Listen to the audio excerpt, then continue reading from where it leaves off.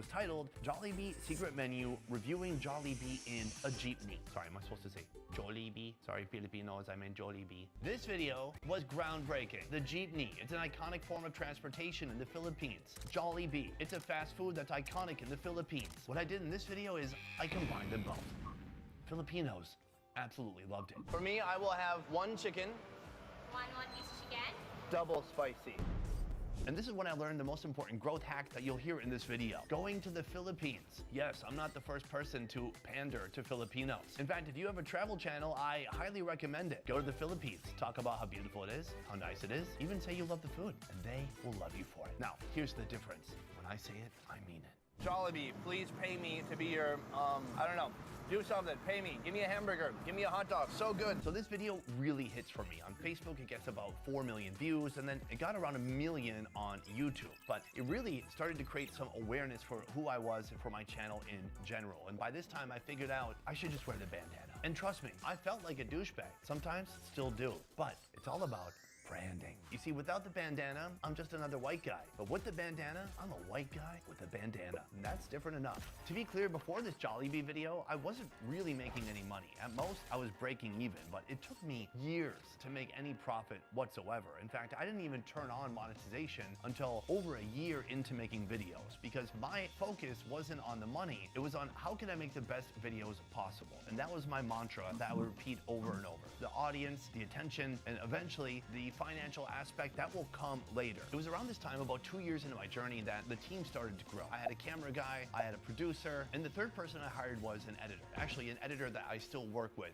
today. 10 years of filming around the world means long days, late nights, and no time to think about dinner. Sometimes you just need something quick and delicious without thinking about it. Our sponsor of today's video, Sous Vide, makes it easy. Sous Vide is a smart countertop oven and meal delivery service that handles dinner for you. I talk about food for a living, and even I don't have the time or energy to plan dinner every night. Some days I just want something good without lifting a finger. That's why I've been using Sous Vide. It wipes out the entire hassle, so I can get real meals on the table for myself and the people I care about. No planning, no prep, no cleanup. Sous Vide also pulls off a move I didn't expect from an appliance. It babysits your food in the fridge all day, then cooks it automatically before dinner. You can load it in the morning, go live your chaotic life, and come back to a fully cooked meal. Cool to cook keeps everything safe, even if you're gone way longer than you meant to be, which happens to all of us. I know because your dog told me. Setting it up is simple. Load the meal, tap the recipe card on the sous vide, pick the time you want dinner ready, and that's it. The appliance handles the cooking from start to finish. Their meal service includes more than 50 chef-created dishes, with new ones added every week. You get full flexibility to choose how many meals you want and how often they show up. The sous vide kitchen robot has more than 15 cooking modes. Air fry, bake, broil, slow cook, everything. You can use it to cook your own recipes or the sous vide meals like this one here. Quality texture, clean cook, delicious. And best of all, sous vide pulled it off without any extra effort from me. Sous vide is offering a 100-day risk-free trial. And right now their New Year's sale saves you $100 and gives you 20 free meals. So give it a try. Click the link in our description to try sous vide today. Now, back to the show. I want to show you a point at which I feel like the style of the channel started to change, and like I started to kind of get it. And it was the first time that I went to the Mekong Delta. This was one of the first videos where we actually really explored storytelling. First of all, it starts with a moment of high emotion. Oh, the big one! I saw the big one!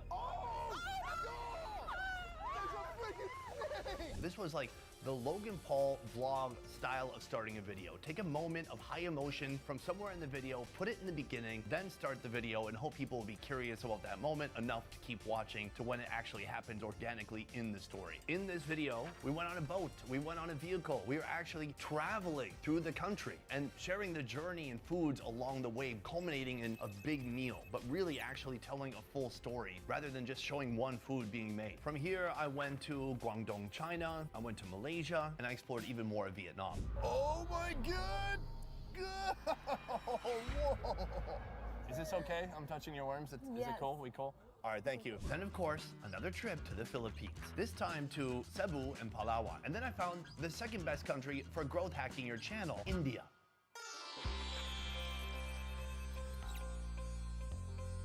India and the Philippines have a lot in common. A lot of people who speak English, people who are very nationalistic, and people who are very proud of their food. That's great for a food show. Whoa!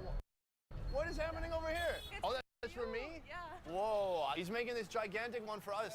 Record-breaking jelly bean. From this point, the channel is actually starting to make some money, and that's profit I can put back into the channel. I got an office, and the team started to get built out even more. More editors, people who could help with producing. And perhaps the most obvious change in production value for the audience was hiring another camera guy. So this completely changed the look and the quality of the show. It went from feeling more like a low-rent vlog to something that had a little bit more production value. This is something you can see as we went, once again, to the Philippines, this time to Davao. The first time that I traveled with two camera guys. One of my favorite videos from this trip was when we shot a crocodile lechon. Peel the skin off just like that. Now, listen, I would feel so selfish to eat this alone. I got a piece for you. Yeah, that's not right. I mean, I'm ripping off this other piece of skin here from the hand, and let's just jump into it. Cheers.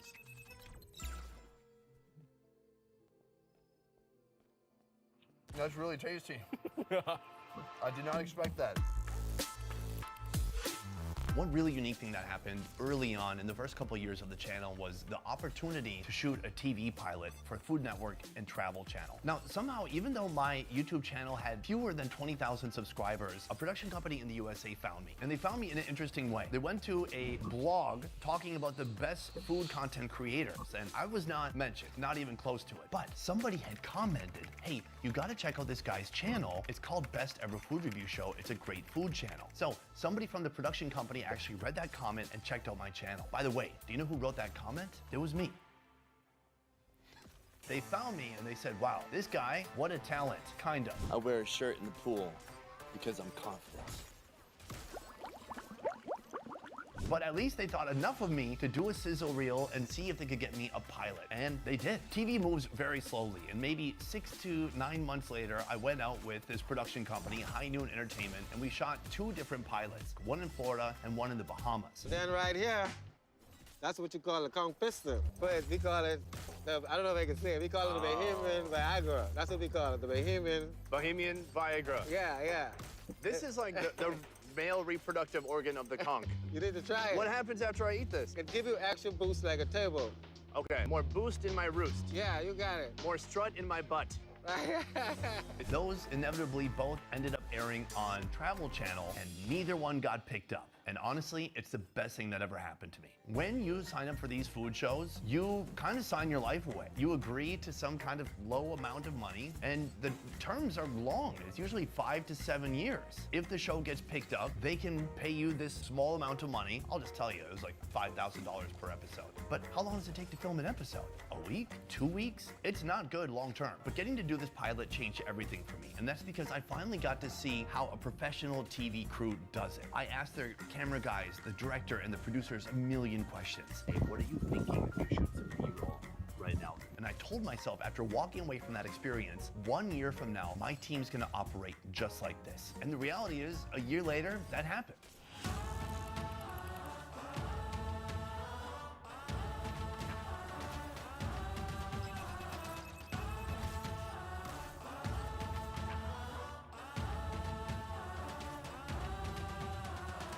When making a channel like this, it takes so long to figure out how to even be competent at what you're doing in the first place. It's hard to even have a mission. We were starting to figure things out, how to shoot, how to color, how to edit, how to tell compelling stories, and how to make thumbnails. And from here, I was able to build a little bit more of a mission or a vision for the channel. One of my initial visions was going to the countries that people have heard of but know nothing about. And my first and best example would be Madagascar. People had heard of the movie, they'd heard the word, but nobody really knew about the country of Madagascar, and they definitely didn't know about what those people were eating. And they were eating some unique stuff. Bam, there it is. You can see that little bit of rice flour on the edges actually expanded from the moisture inside when they cooked it. And then you see it just gets darker towards the inside. That looks incredible. From Madagascar, we went to India again, and we made another foray into Africa, going to Kenya. We went to Oman. We finally did our first series in the USA, where we went from New Orleans all the way to Miami. Keep in mind, at this time, we were publishing 2 videos a week. We went to West Papua, where we got our first taste of shooting tribal life, something that we still love doing now today. Ugh! Okay, he's pretending to kill me. Wah, wah, wah, wah, wah, wah, wah, wah. Hug?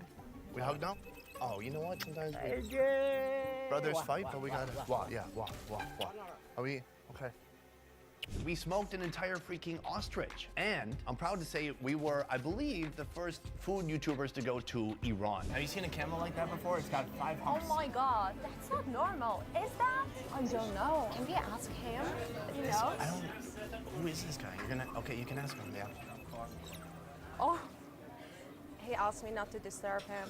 It's just a serious. So by this point in the Best Ever Food Review Show journey, I feel like we're finally putting all the pieces together. We have a team of roughly 10 people, and we're telling stories that people haven't heard before, and we're showing footage and foods that people have never seen. And going to Iran was part of that journey and telling stories that really matter. And it wasn't about going there and talking about politics, but simply showing people in the USA what normal everyday folks are like in Iran. And by doing that, we were able to create some real impact. Do people from Iran like Americans? I mean, so far in this trip, people have been very kind to me. They're curious about what we're doing when they ask where I'm from, but no one's been negative about it. We love guests from everywhere. It doesn't matter from which country. We are welcome for all of them, really. At this point in the channel, things are going pretty good. The team is growing. We're filming more and more videos. We're making more profit.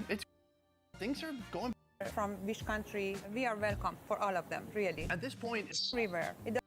No one's been negative about it. We love guests from everywhere. It doesn't matter from which country. We are welcome for all of them, really. At this point in the channel, things are going pretty good. The team is growing. We're filming more and more videos. We're making more profit. It's great. We went to Japan. A series from north to south. I went to Hong Kong, Bangladesh. I even went to Cuba and did a series with my friend Oro. So right here you can see the bud. Would you call this a bud? Una bellota de cacao, pero los campesinos le decimos mazorca de cacao. Yeah, it's like a bud. Cool. From there, we took on some more challenging videos in Africa. We went to Namibia, and from there, we went to Nigeria. While we were in Nigeria, something happened. Both my camera guys at that time were Vietnamese, and we were starting to hear whispers and comments from people in Nigeria who aren't shy about their feelings, talking about COVID and pointing at my camera guys, calling them Chinese. People were becoming more and more aware of the virus, and this was the beginning of something that would affect not only our channel, but the world for years to come. After Nigeria, we went back to Vietnam, and our timing's perfect because soon after arriving, the borders to Vietnam closed. And the next chapter of Best Ever Food Review Show began, the COVID Chronicles. This was a time that was very challenging for creators around the world, but I'm really proud of how I and our team dealt with it. We controlled what we could control. We kept shooting videos, and if we couldn't go out, then we would shoot videos inside, and people would work from home, but they would keep working. And actually, the first couple of years of COVID, we grew probably more than any other time in the channel's history, because while people were staying at home and virtue signaling about how awesome they were for wearing 3 masks, we were going out and doing stuff. Over the coming years, we shot over 100 videos just in Vietnam. We shot every different type of series you could imagine. We shot street food. We shot bizarre animals like these chickens with their big nasty feet. It looks like a disease. I mean, look here. It looks like 10 fingernails. Yeah, oh my god. I shot a motorbike series going through central Vietnam with my good friend Andrew. We shot a body part series where we ate animal testicles for 24 hours, and then animal heads for 24 hours, and then animal livers for 24 hours.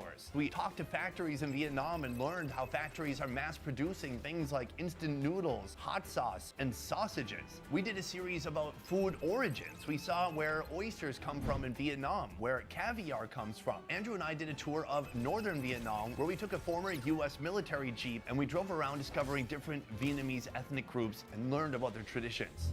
Oh, it's kicking. Don't move. Don't think about it. Just give it one firm bite to kill it. Is it swimming in your mouth? Just try to enjoy it a little bit.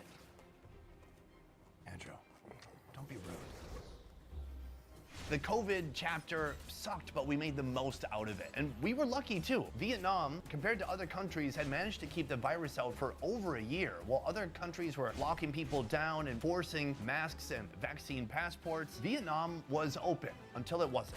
Eventually, just like with every country, the virus made its way into Vietnam too. And from there, I made a tough decision to leave the country in order to save the channel. If I stayed in Vietnam when everything closed down, we wouldn't be able to produce any videos. And so my wife quit her job and we moved to the USA, not knowing when we would be able to come back to Vietnam. Now, she is Vietnamese. She could have come back at any time. But for me, I had to wait for Vietnam to open its borders, and they had already been closed for over a year. This was the next most difficult chapter for Best Ever Food Review Show. The challenge here was I couldn't bring my camera guys who I'd worked with for years. I had to go to Minnesota and hire a new camera team. In some ways, I had to start over. It was challenging, it sucked, but we did it.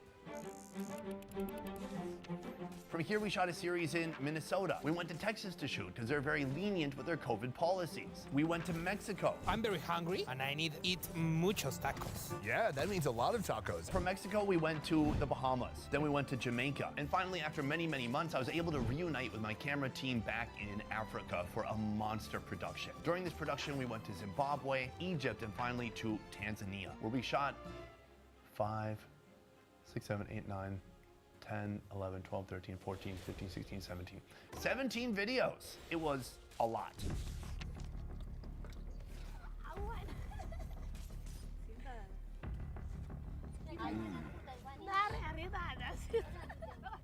One thing that was special about COVID is that since I was out and since I was traveling, the shoot would end and I was still in whatever country I was in, whether it was Mexico, Bahamas, or somewhere in Africa. So my wife and I came up with the style that now is our second channel. We had a second channel before, but it was like studio videos, react videos, stuff that never performed very well. But we learned to shoot second channel on an iPhone and with a simple, cheap microphone. Nowadays, the second channel has blown up into something that I can't even believe because we put so much time, money, and resources into our main channel, and that does well. And then with our second channel, there's one guy that shoots it with me with an iPhone, and that usually does equally well. That's what's crazy. Back in the day, the second channel was kind of an afterthought. We would finish a country and then maybe shoot a couple more simple videos on the second channel. You know what I like about the second channel? I don't have to try that hard. These days, we go to places like Dubai or Shanghai, focusing just on making videos for the second channel. Meanwhile, our more serious videos, our more high production quality videos and more cultural videos, those are done on the main channel. From there, after traveling for roughly 10 to 11 months straight, the borders opened for Vietnam, and finally I was able to come back to where our home base was. Finally, the team was back together, and honestly, I felt like we were stronger than ever. The world was opening back up, and we were able to take on more and more daring trips that we weren't able to do in the past because of all the insane limitations that we faced during COVID. We went to Mongolia, we went to Sri Lanka, South Africa, the Faroe Islands, and we went to Nepal. These hives are like nothing I've ever seen before. They look alive. You can see the bees completely covering the hive, moving like doing the wave in a stadium at a football game. Now for me, something really exciting happened in Nepal, and that is I reached out to Joe Rogan. I talked to him about Mad Honey, and he invited me onto his podcast. Now this for me was kind of a bucket list item, and honestly, it's one of the coolest things I've ever gotten to do because of this channel. Why not try a little bit? Okay, let's try a little bit. It tastes like honey too. Do a whole spoon.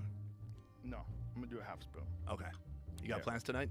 Yeah, I got a show I gotta do. I can't have fake legs. My legs aren't moving. From here, as we traveled more, as we told more complex stories, the team started to grow even more. These days, we have about 20 to 22 people. For the main channel, which posts once a week, we have 7 people involved in our post-production team. Among our producers, we have 5 to 6 people. For our second channel, well, mainly just 2 people. We have a guy who just does thumbnails. Finally, a thumbnail guy. We have 2 shooters. Who do you think's filming this right now? But along the way, we have faced challenges. For me personally, I found my limit. I struggled with the B word, diarrhea. No, burnout. I'm not gonna make a video about burnout and be like, I was sad. But, you know, I grew up very poor. And in my whole 20s, I just ate shit and I couldn't figure out how to make money. And then finally, you find this thing where if you just keep doing more of the thing, you make more money. And so it's tempting to just do more and more of that thing until you freaking break. And I broke. I think within 1 year, we posted about 150 videos. That's wild. But at this point, I realized I had to pull back. It was a difficult decision, but I went from 2 videos a week on my main channel to 1. And we basically kept that cadence until now. 1 video on the main channel, 1 video on the second channel, plus some compilations, and here and there we don't post a video just to reduce my output. But Sometimes when you have free time and when you're me and when you're inside my brain, you get new ideas. A couple years ago, I had the idea to do 5 channels. We already have Best Ever Food Review Show and more Best Ever Food Review Show, but then I wanted to create Best Ever Food India, Best Ever Food Trucks, and Best Ever Hotel Review. Now, we did do Best Ever Food India. We were doing all the research, shooting, editing, scripting. We're trying to make them as interesting as possible. I was doing the voiceover, but I couldn't be in the videos. And people let it be known that they didn't like that. And so sadly, people didn't realize the option was have Indian videos with me not in them or have nothing. And so in the end, they got their wish and we killed the channel.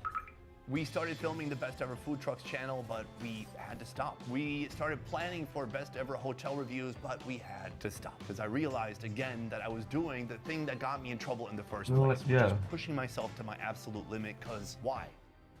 And that's the hard part of doing this channel, is that we have a world-class production team. And we could easily make a world-class channel about hotel reviews or food trucks or Indian food. And I would love to do all those things. But instead, what I'm choosing is to do a couple things really, really well.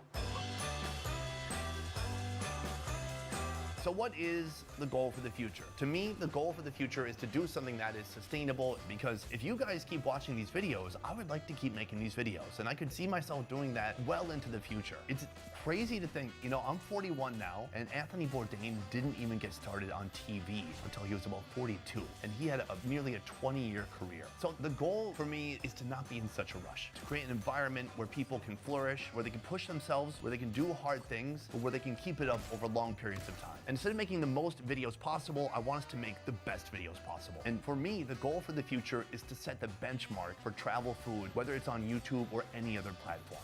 But I can't do it alone, and I wouldn't want to. For me, one of the most satisfying feelings of working with a team over these years is seeing people become better than me at their craft. Seeing editors who started with very little experience build up into world-class storytellers. Seeing producers find stories that we've not heard anyone else tell anywhere on any other channel. And seeing camera guys who can mostly keep the shot in focus. Don't make it out of focus on purpose now.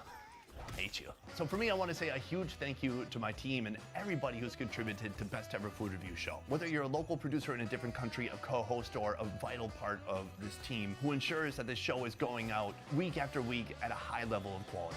Aww. Hello, baby. You look so cute. Can you say hi to the camera? Mwah.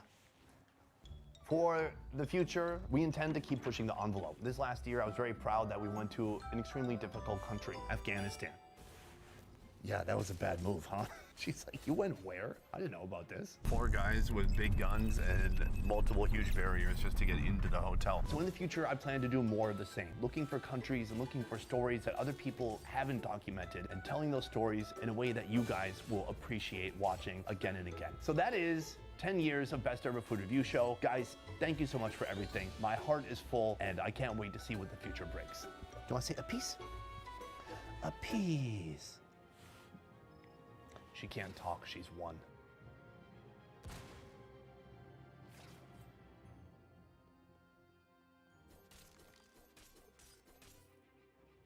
So she's just put on what's called corn smoke.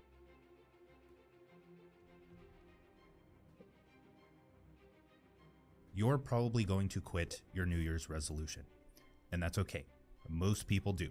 Studies actually show that it's around 80 to 90% of people quit their New Year's resolution. And that's because most people don't actually want to change on a deep internal level. And with New Year's resolutions going into 2026, people just go about changing their life in the completely wrong way. And to me, that's sad, because if you're changing your life, that has to be one of the most important things in your life, right?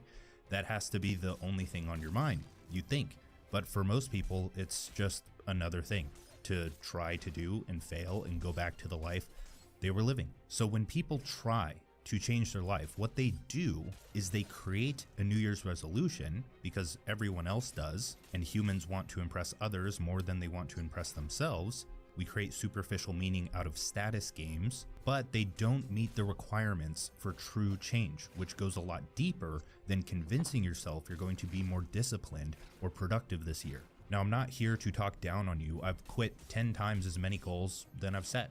Many of you have probably noticed that. I mean, my face is online. The book that I said I was writing, I'm not writing it anymore. And I think that should be the case for most people. I think you should quit more goals than you set, because how else are you going to narrow in on the correct goals? But the fact that people try to change their life and utterly fail almost every time still holds true, and that's a problem. So much so that the gym becomes extremely crowded during January, and then by February, it's all cleared out. It's a meme. Now, as much as I think that New Year's resolutions are stupid, I feel like many of you also think that they're stupid. I always think that it's wise to reflect on your life and change direction and do something that you've always wanted to do, and what better time to do it than now. The other thing here is that human nature is kind of a bitch, and the worst feeling is when you make a promise to yourself and then you end up breaking, especially if it's over and over again, because you start to feel helpless. And if you don't know what you're doing, you may continue that cycle for years on end, always wanting to change but never being able to.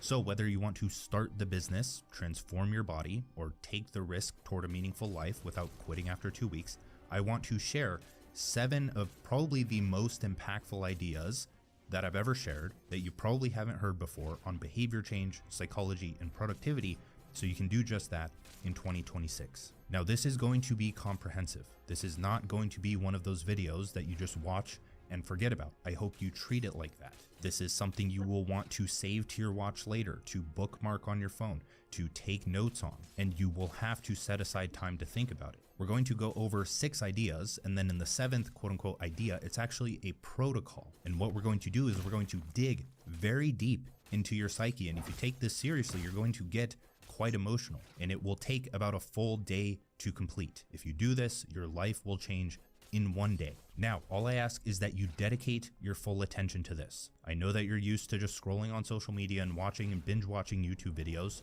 but it's rare that you come across one video that just has the potential to change everything, and I hope that this video acts as that for you. Let's begin. The first idea is that you aren't where you want to be because you aren't the person who would be there. Now, when it comes to New Year's resolutions, people tend to focus on one out of the 2 things that are required for change and success. So the first is changing your actions to make progress toward the goal. This is the least important thing, and what most people do. It is second order. And the second thing is changing who you are so that your behavior naturally follows. This is the most important thing. This is first order. Most people set surface level goals, hype themselves up to remain disciplined for the first few weeks, then go back to their old ways without much struggle because they were trying to build a great life on a rotting foundation. So if this doesn't make sense, let's run through a quick example. I want you to think about somebody successful. It could be a founder, a CEO, a bodybuilder with an incredible physique on Instagram, or just a charismatic dude who can walk into a group and start chatting everyone up like it's just second nature to them. Now, I want you to really think about this, because this has to click for you in order for you to understand that behavior change is changing who you are. Do you think the bodybuilder has to grind to eat healthy? Do they have to grind like everyone tells you need to do? Or you need to grind, you need to struggle, you need to suffer in order to eat healthy? Does the CEO or the founder have to discipline themselves to show up and lead the team? This is actually something my co-founder Matt and I were talking about earlier, about how in our past 9-to-5 jobs, we were just the worst employees ever. And so when we're going about hiring, that's constantly on our mind. What if we hire someone who just isn't as passionate about what we do as we are? Because to us, we just wake up and do the thing. To the employee who may not be a fit, they're going to completely sabotage our business. They're not going to care. They're going to get their work done late. They're not going to listen. And no matter how much I motivate them as a founder, or I train them to do the thing or incentivize them, that type of person just isn't a fit, and they're not going to do what they need to do. It's because their identity doesn't match the behavior required for our business. Now, to you on the surface, it may seem like the bodybuilder has to grind to eat healthy, or they're so disciplined, or the runner has to discipline themselves to go run a marathon, or the CEO has to discipline themselves to show up and work. But the truth is, they can't see themselves living any other way. The bodybuilder has to grind to eat unhealthy. The CEO has to grind and force themselves to sleep in past their alarm clock, or to take it easy at night and watch Netflix. And when they do sleep past their alarm clock, or they do feel like they're unproductive, they hate every second of it.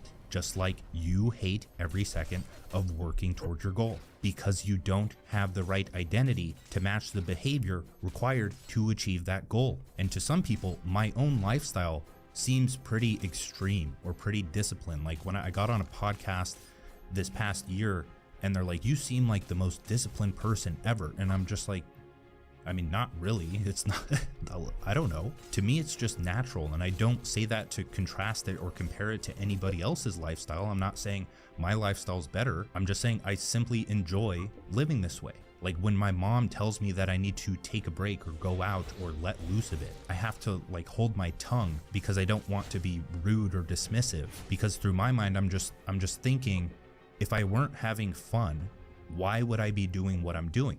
And that's the major mismatch, is people can't answer that. They're not doing the thing that's fun. They're doing what society told them they should do. Now, do not take this next sentence lightly because this ties it all together. If you want to lose 30 pounds of fat, when that same person, again, I can't wait until I don't have to do that led to your previous ways, then you will go back straight to where you started. And you can unhappily say that you wasted the only resource that you have, which is time. When you truly shape in profound awareness of what kind of life those actions they are or what they lead to. And we're going to discuss how to uncover that, but you need this awareness first. You need to understand your mind. So that leads to point number 2, which is you aren't where you want to be because you don't actually want to be there. To start this off with a quote from Alfred Adler, trust only movement. Life happens at the level of events, not of words. Trust movement. So if you want to change who you are, you must understand how the mind works. That way you can start to reprogram it. The first step to understanding the mind is to understand that all behavior is goal-oriented. When you think about it, this is kind of obvious, but when we dig into it, most people don't want to hear it. You take a step forward with your foot because you want to reach a certain location. That's a goal. You scratch your nose because you want to get rid of the itch. That's a goal. Those are very surface level, kind of meaningless goals. And those ones are obvious as well, but there are greater unconscious goals that are creating the sub goals that you're working to at all times. You may not even realize that sitting down on the couch to relax or doom scrolling on your phone came from a bigger goal that was injected into your mind, either at birth during conditioning or by society, by doing something they want you to do, or just by your own goal of protection or safety or pleasure or feeling good that you're just not aware of, and you don't think anything of it because it's just natural. It's an unconscious process. You do it like you breathe. You don't even notice it. And on an even more unconscious and complex level, we often pursue goals without knowing it that harm us or makes us not feel reality. You're attempting to achieve a goal and sharing your work. So it's not that you, by making not achieving that goal, your goal, you may start to think that in predictability. And an excuse two is that real unconscious goal that is actually harming you. That is, a goal is a projection into the future that aid in you achieving that goal. If that didn't make any sense, it's important, but if that didn't make any sense, that's what point number 3 is for, which is you aren't where you want to be because you're afraid to be there. So let's start with another quote from Maxwell Maltz. The important thing for you to remember is that it does not matter in the least how you got the idea or where it came from. You may never have been formally hypnotized, but if you have accepted an idea from yourself, your teachers, your parents, friends, advertisements from any other source, and further, if you are firmly convinced that idea is true, it has the same power over you as the hypnotist's words have over a hypnotized subject. So that's compelling. And what I'm about to share with you is even more compelling because I've condensed just how you become who you are into this series of steps. Now, these are not like what happened every time, but this is just how identity is shaped and formed, which shapes your action. So if you understand this, because we're reverse engineering it right now, then we can start to put the pieces together to, okay, how do we change our identity so that our behavior naturally follows going into 2026 or any other year? So this is the anatomy of identity. First, you want to achieve a goal. Then you perceive reality through the lens of that goal, meaning you only notice important information and ideas that allow you to achieve that goal. This is the learning process. This is how you learn things. Then fourth, you act toward that goal and receive feedback that you're progressing toward it. Fifth, you repeat that behavior until it becomes automatic and unconscious. This is conditioning. Sixth, that behavior becomes a part of who you think you are. I am the type of person who ... Seventh, you defend your identity to maintain psychological consistency. We'll talk about that more. And eighth, your identity shapes new goals, restarting the cycle. And if that identity is disadvantageous toward a good life, this gets very bad very quick. Now, the unfortunate reality is that you have to break this cycle between step 6 and step 7 because you've already gone through this many times in your life, and it started when you were first born, when you didn't even have any control over your mind. Because when you're a kid, you have the goal of survival. That's literally your goal, is I'm this babbling blob of flesh coming out into the world. I don't know how to speak. I don't know anything. I don't know how to survive. And it's just like, oh my gosh, the only instinct is like, I need to live. That's not even a conscious instinct. That's just the instinct that you're born with. And because of this, you are dependent on your parents to teach you how to survive. Because when we think about it, maybe you don't even have that instinct of survival, but other people around you do. Like, that's just the natural order of things, is you have to survive. And so the thing there is that you had to conform. You had to conform to what your parents believe, what your parents taught you. And your parents, unless they broke the pattern themselves, they probably have the same conditioning or beliefs or ideas or values as their culture or their parents or their parents' parents or the industrial age, or all of these goals that may not serve you in what you actually want. And since the way most people teach is through reward and punishment, if you don't conform to their values and goals, if you don't become their child mentally, then they may kick you out. They may punish you. Well, they will punish you. They're going to say, no, that's not the way you do things. You do things this way. And you don't know any better as a kid, so you listen. And the thing here is that you don't ever actually think for yourself. You don't have a single original thought unless you can see through this. If you have never questioned this, then you are not an independent thinker. And nobody, I would argue, is a completely independent thinker. There's degrees, there's a spectrum. Now, to take this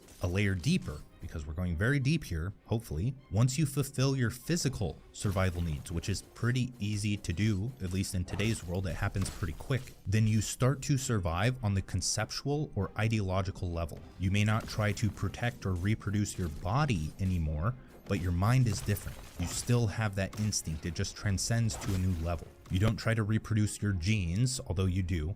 You try to reproduce memes or information or beliefs or ideas or values. You can see this everywhere on the internet. We're in this mental or spiritual war of ideas, because when your body feels threatened, you go into fight or flight.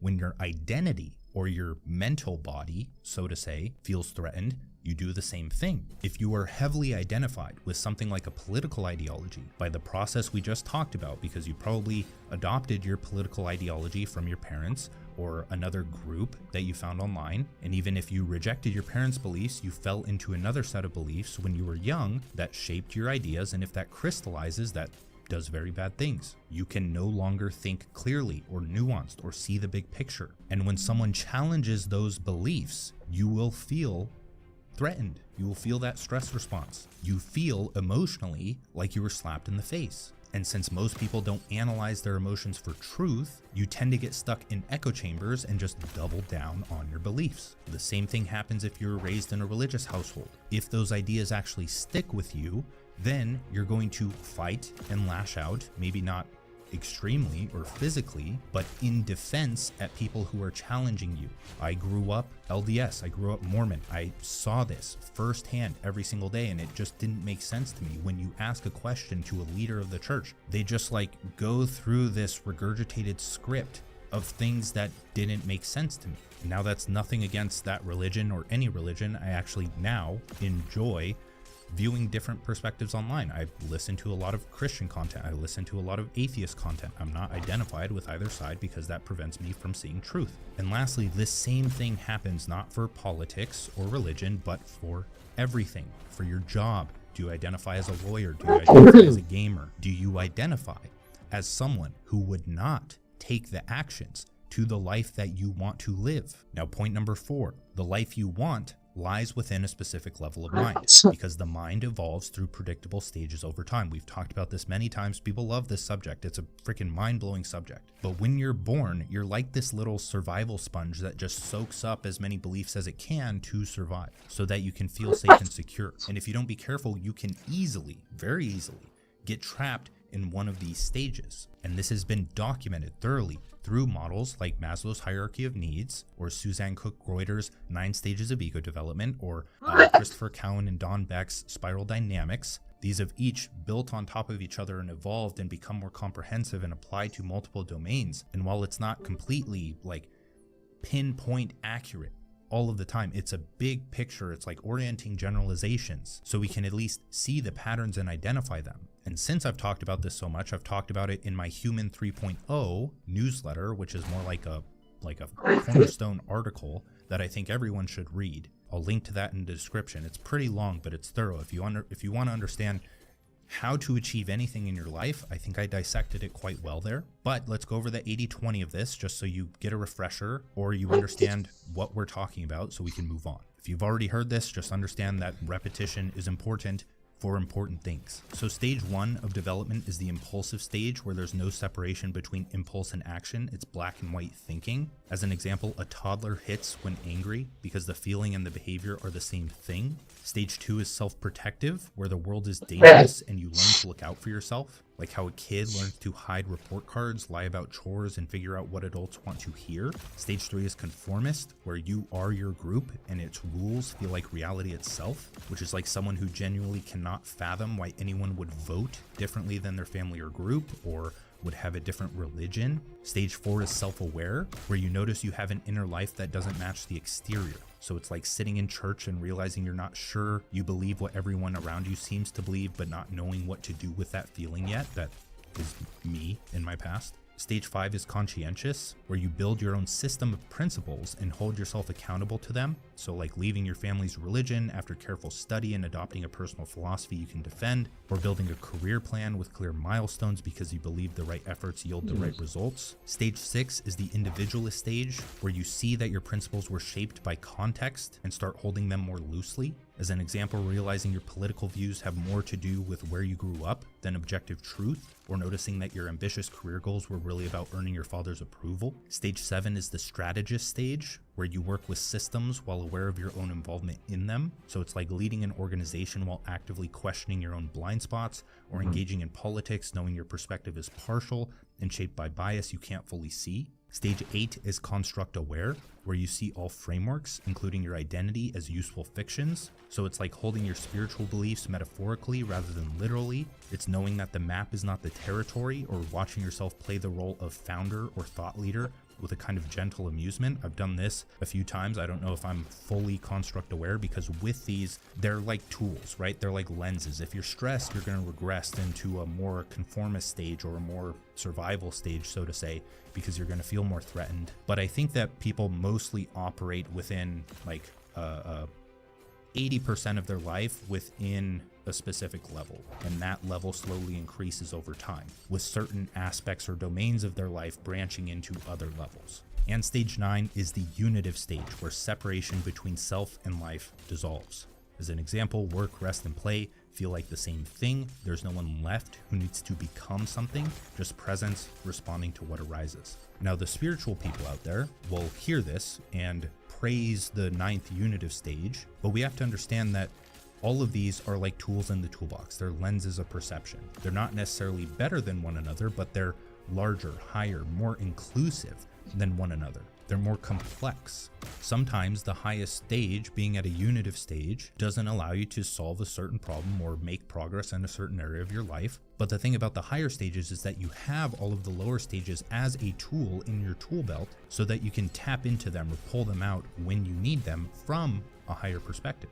Now, for most people watching this, I would assume you're between levels 4 and 8 mostly. So those who are closer to 8 and watching this are doing so as like a refresher or just to pass the time. But those who are closer to 4, you may not know what you want out of life. You feel like you're meant for more, but you can't make sense of everything yet. But that's a good thing, because there is a pattern. There is a way to move through these stages and get closer to the life that you want. So that leads to point number 5, which is that intelligence is the ability to get what you want out of life. And we'll start with this great quote. The only real test of intelligence is if you get what you want out of life. That's the classic viral quote from Naval. Now, there is a formula to success. One ingredient is agency, which we just talked about in the last video. One ingredient is opportunity, which many people like to mistake as privilege because they lack the other ingredients. And the last ingredient is intelligence. So if you have high agency but low opportunity, it doesn't matter how likely you are to act toward a goal because it isn't a goal that will bear much fruit. If you have opportunity and agency but low intelligence, then you will never be fully able to benefit from that opportunity. Now, we've talked about agency, but in terms of opportunity, I can't really control your physical location. I can tell you to move, but that's a big ask. That's up to you. But if you don't see the opportunity in the digital world or on the internet that's right in front of you, I don't know what to tell you. If you want to realize what that is, go watch any of my other videos. So with that said, in this video, I want to focus on what intelligence is in the context of those two other ingredients and of the context of this video. Cybernetics comes from the Greek word kubernetikos, which means to steer or good at steering.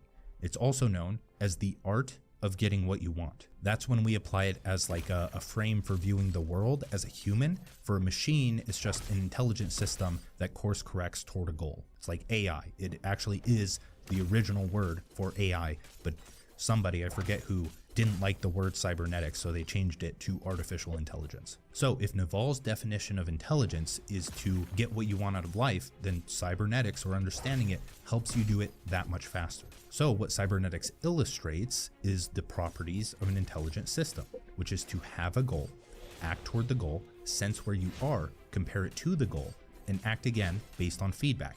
It's trial and error, it's experimentation, it's a scientific process. But there's a key point here that most people miss. You can judge intelligence based on the system's ability to iterate and persist with trial and error. A ship blown off course that corrects towards its destination. A thermostat sensing a change in heat and turning on. The pancreas in your body excreting insulin after blood glucose spikes. So what does this have to do with getting what you want out of life? Everything.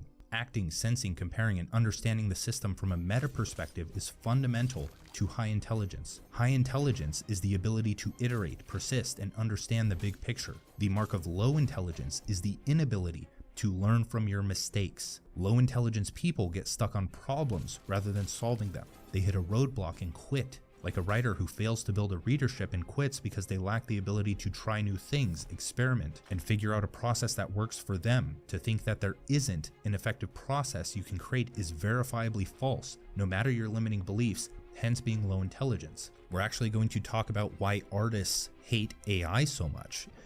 Usually, from what I've seen, it's just pointing to this definition of low intelligence. Now, high intelligence is realizing that any problem can be solved once proven within reason. Intelligence is realizing that there is a series of choices you can make which lead to achieving the goal you want. You understand that ideas are hierarchical and that you can't go from papyrus to Google Docs in one leap. Even if the goal is of your excuses for not achieving a goal is a sign of low intelligence, I'm sorry, because you have more than enough resources. You can buy freaking ChatGPT for $20. Even though I don't like ChatGPT, you can buy Claude for $20. Now, when I talk about goals, this is what I'm talking about. I'm speaking from the lens of teleology, or the Greek cosmos with a K, which is that everything serves a purpose, that everything is a part of a greater whole. Goals determine how you see the world. Goals determine what you consider success or failure. You can try to enjoy the journey or enjoy the process, but if you pursue the wrong goal, you will not enjoy it. Your mind is the operating system for reality.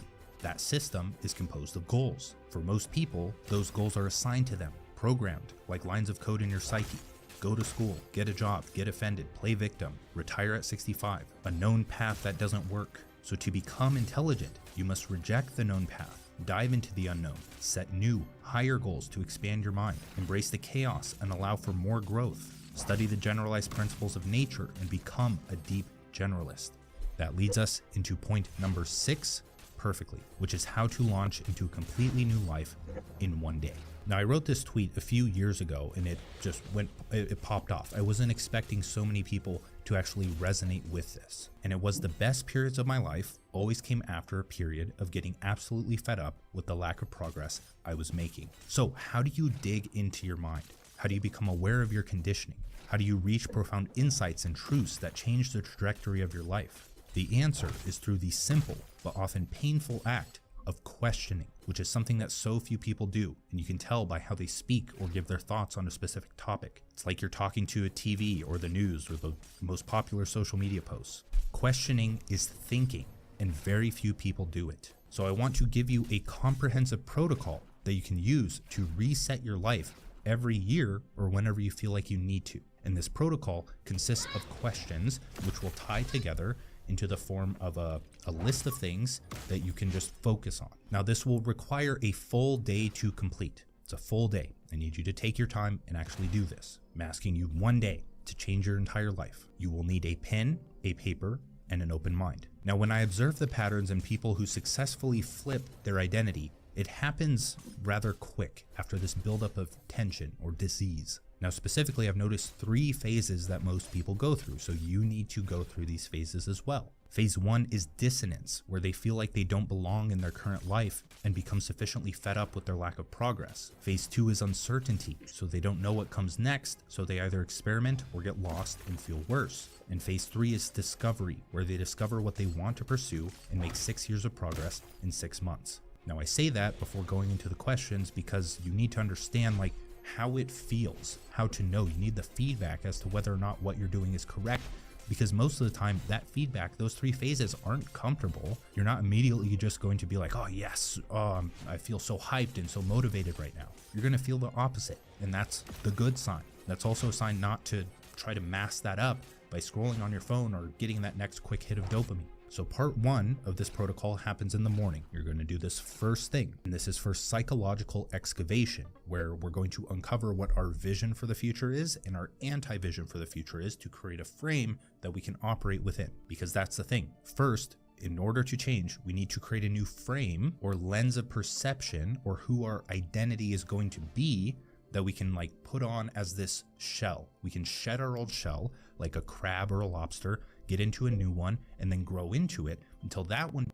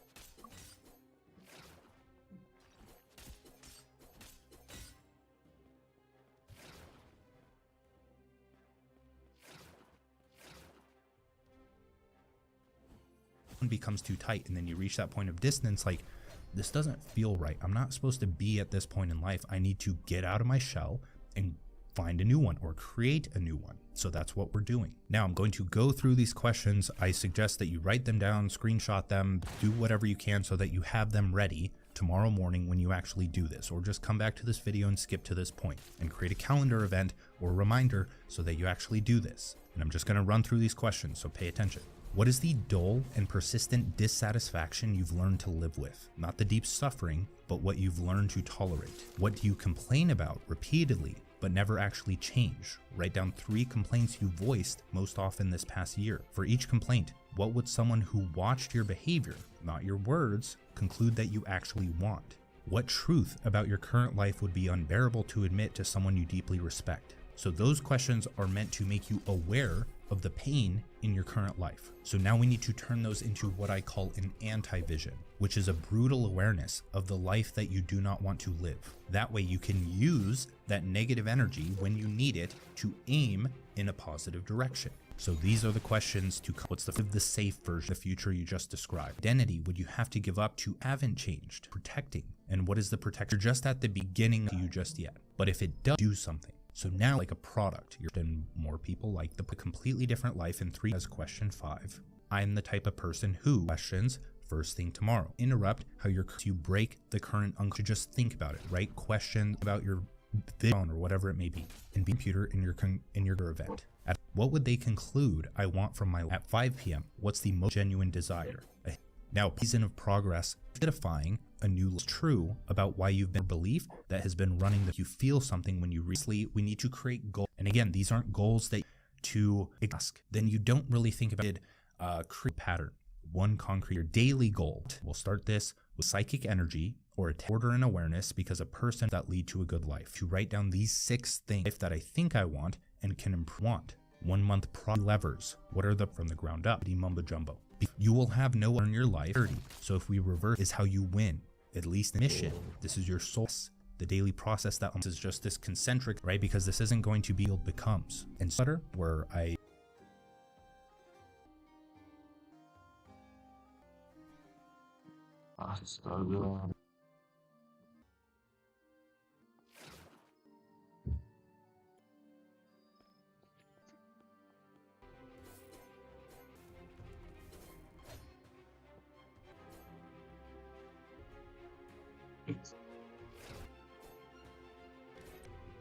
Dicong. Lag nih aneh nih.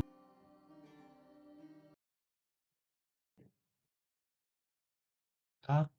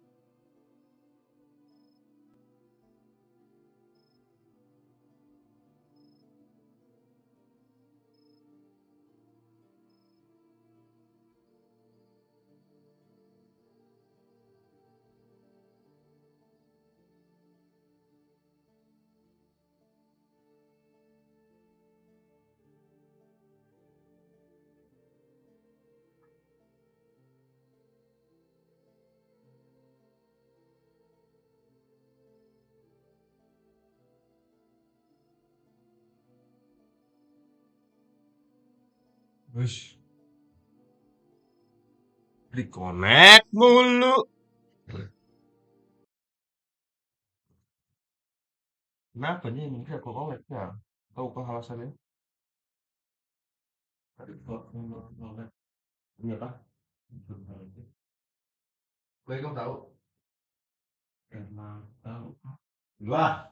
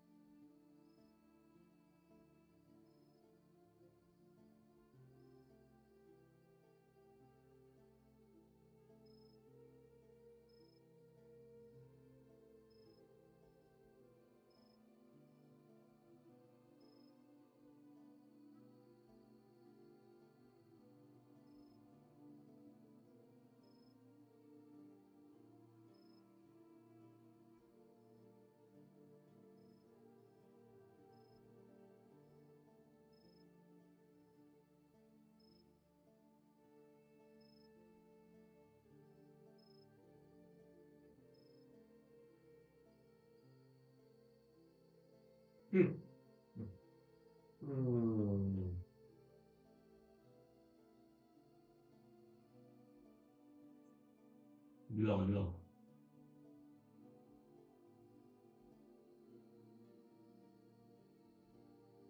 Bilang. Iya.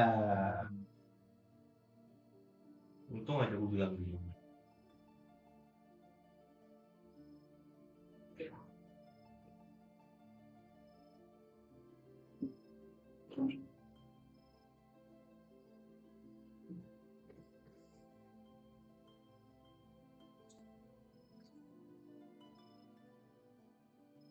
The 4J kenapa ngelet?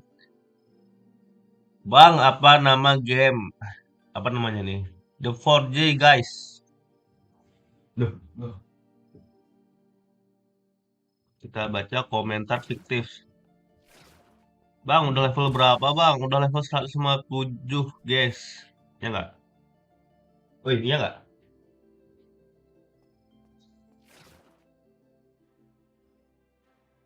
Hai, hai, hai, hai, hai. Cemana ini nge-lag guys? Oh, udah nggak deh.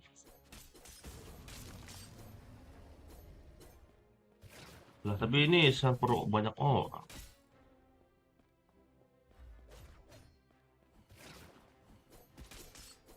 859 kurang 20.000 lagi. 20.000 butuh bunuh 10 10.000 ya nggak aja. Jadi butuh bunuh 200 common off. Betul apa betul?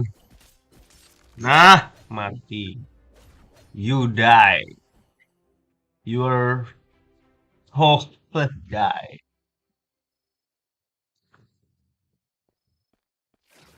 I can love you. Nggak nyampe mulu dah. Apa maksudnya tuh? Ini namanya penghinaan ini. Tidak baik, tidak baik. Benar apa benar? Benar.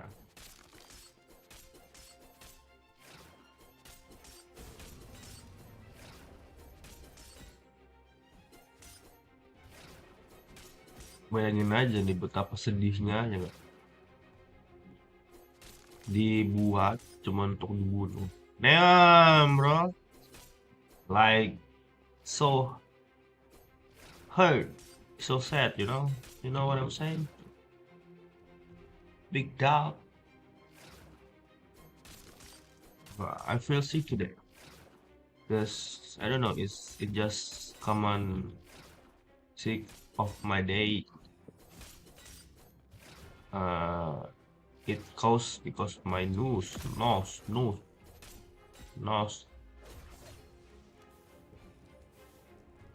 Ah,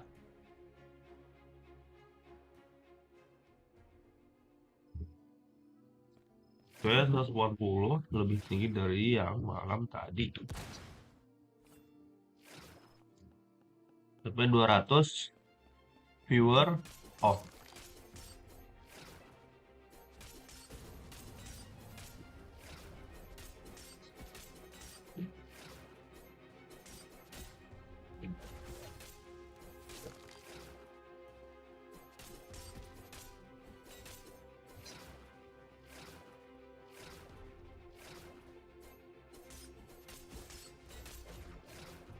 Mau tapi mau aku lihat sayang katakan cinta untukmu. Kamu memang pertama cinta. Melaporkan kemajuan penghijauan akademi dan pemutanan Manaston. Penguatan Manaston. Kami telah meningkatkan jumlah pohon dan tumbuhan di akademi lebih dari 2 kali.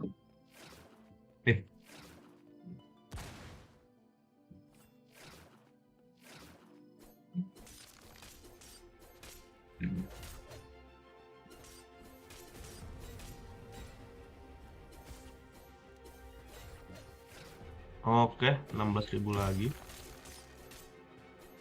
Biar bisa beli frost pickaxe.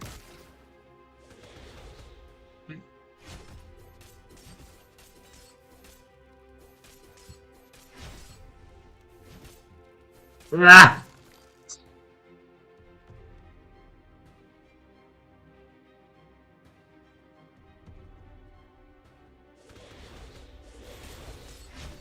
What? Dispon 2 orang.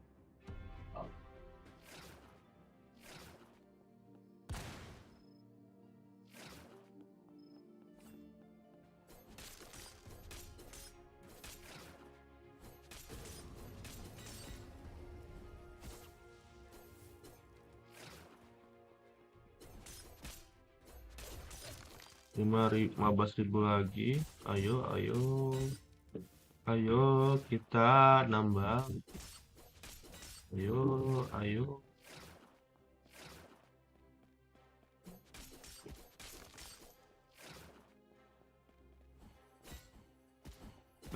Mati gitu. Don't die again, please. I don't want it. Aku selalu mencoba untuk memuaskan hati dari kamu yang belum pernah berhenti.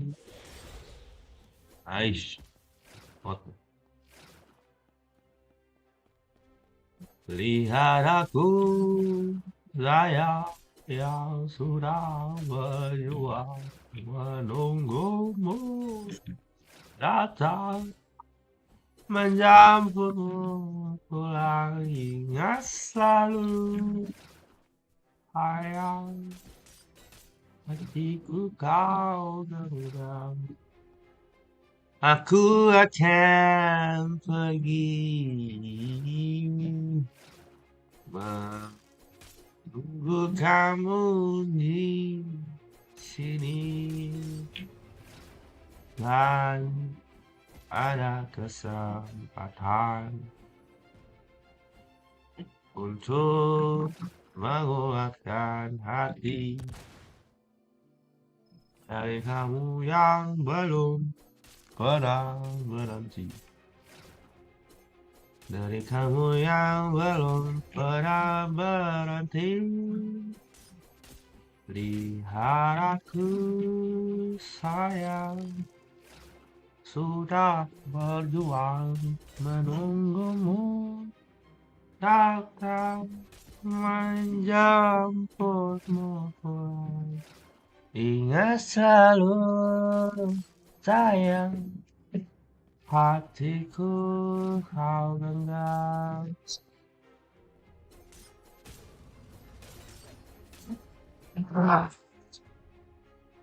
Aku akan pergi menunggu kamu di sini. Ada kesempatan untuk menguatkan hati pada siapa yang belum pernah mengerti. Lihat aku sayang, yang sudah berjuang menunggu datang menjemputmu. What the?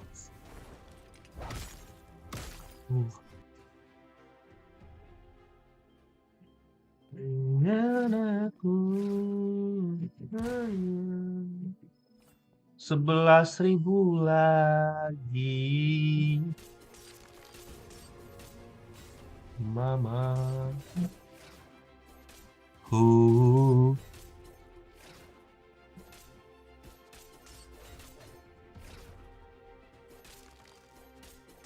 Cause darling, whenever not tomorrow, carry on, carry on.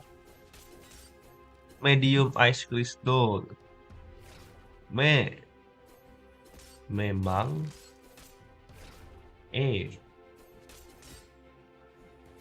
ialah D ditambang I ini kan U untuk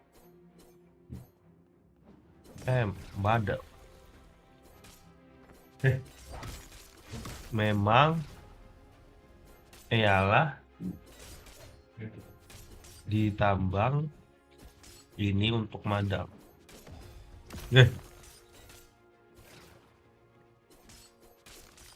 Untung nggak nge-lag lagi aja.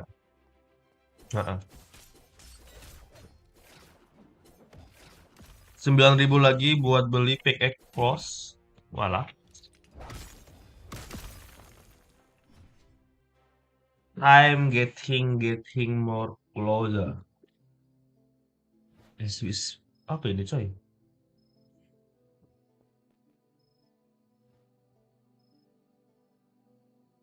Fire memory usage. Return. Apa ini boy?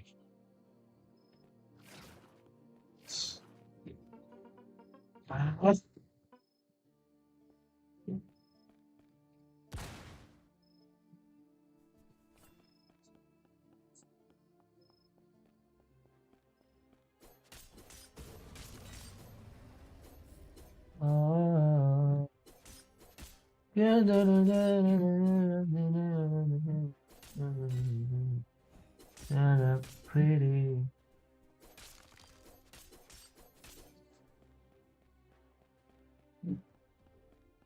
Well, you know what? Maybe I forget this. By the time you made this, you know what you said. Wait, you know what? Na na na na na na.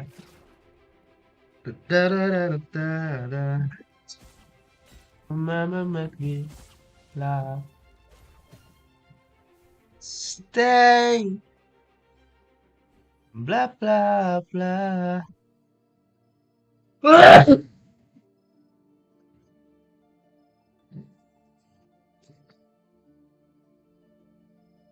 You just want what you can have. No way.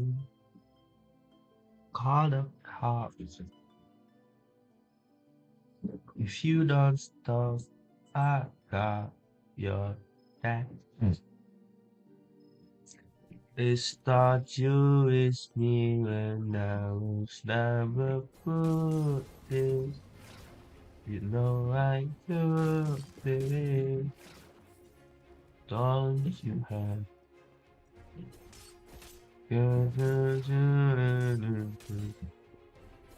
When I put this, you know I'm blooming.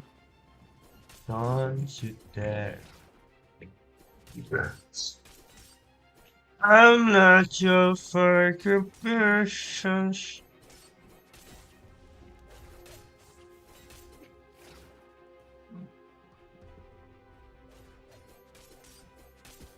Ah, dikit lagi tuh. Oh, masih dah. 6.000 lagi.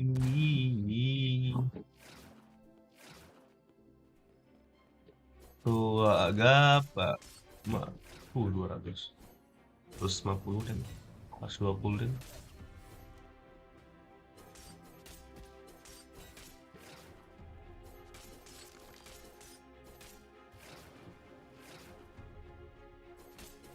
Level 1. Level 5 dong. Nah.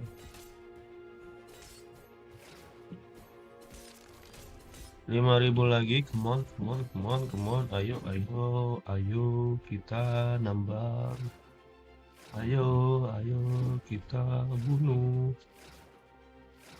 ayo kita bunuh.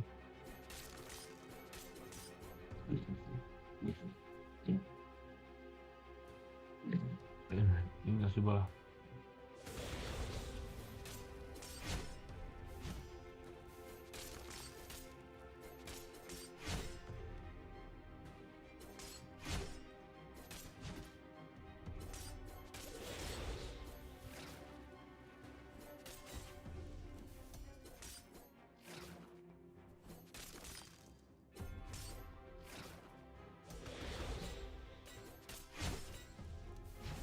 Eish.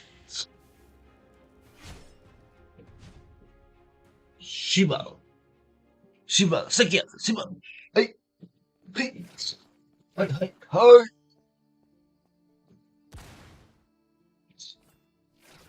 4.000 lagi. Tuh, ada 4. 1, 2, 3,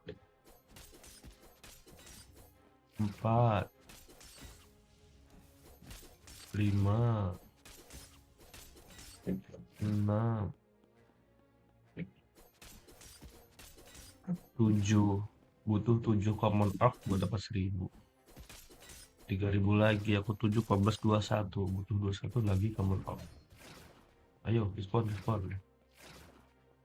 Ayo respon.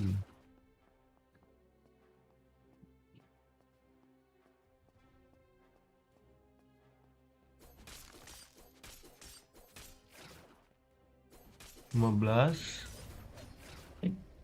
16, yang 14, 13, 12. Wah, mati cik. Nampaknya aku kejap lagi je dapat plus PX ini. 12, 11, 9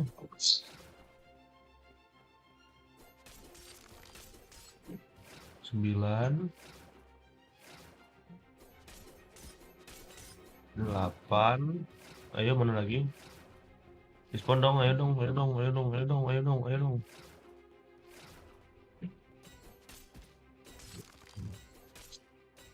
7.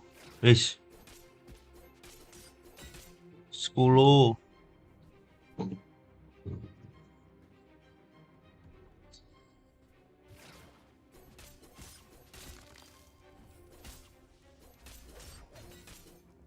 6. 5. Bentar, bentar, bentar, bentar, bentar.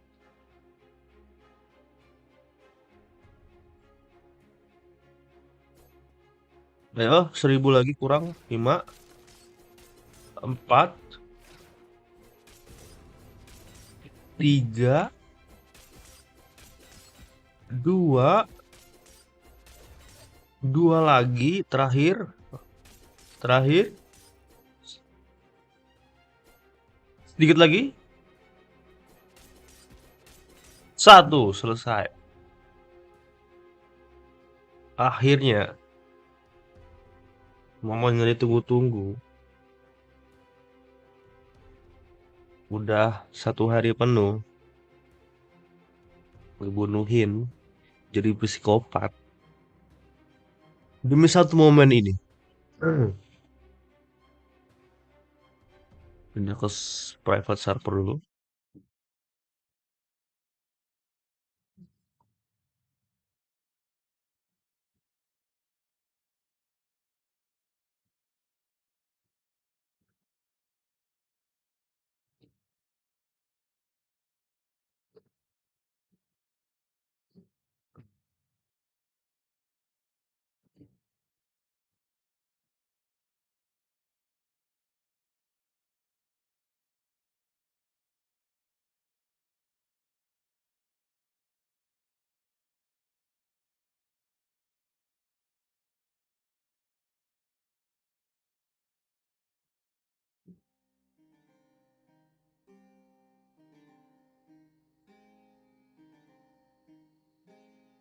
Oke.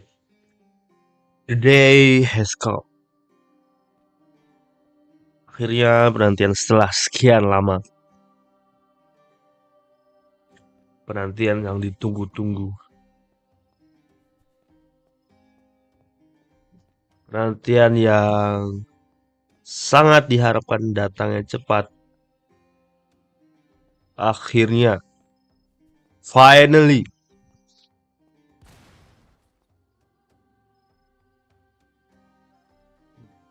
Seorang besantan akan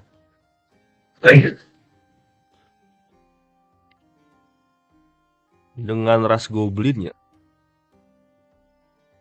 besantan akan membeli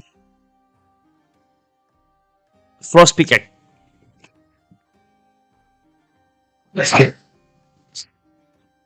yang kalau tidak pakai goblin harganya 1 juta. Tapi kalau pakai res goblin harganya jadi 880.000 gold.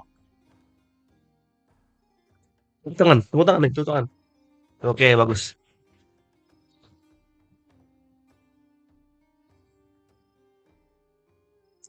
Tanpa basa-basi langsung aja kita beli. Yes. Hah? Lah. Loh.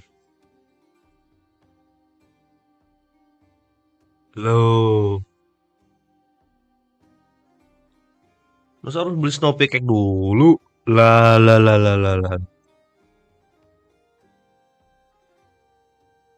Alamak. Harus beli ini dulu.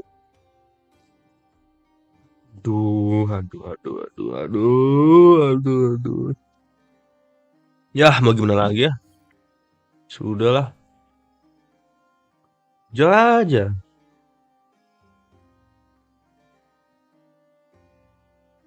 Udah pakai belum? Udah. Wah, kecewa, bandar kecewa. Ternyata harus ada syaratnya dulu. Weish, balas ya.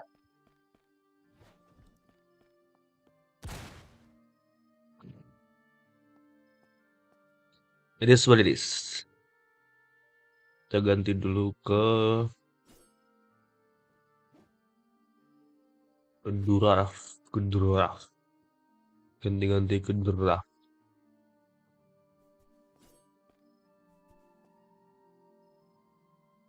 Di draft kan ya, kecil banget. Oh ya. Oke. See you next time. Bye-bye. Thank you yang udah nonton, yang lagi nonton ini satu orang kamu, the one and only my beloved fans, my loyal viewers, my new viewers. Thank you udah nonton dan kita akan ketemu lagi di live selanjutnya di malam hari, maybe, and bye bye. Live untuk mencari uang sudah.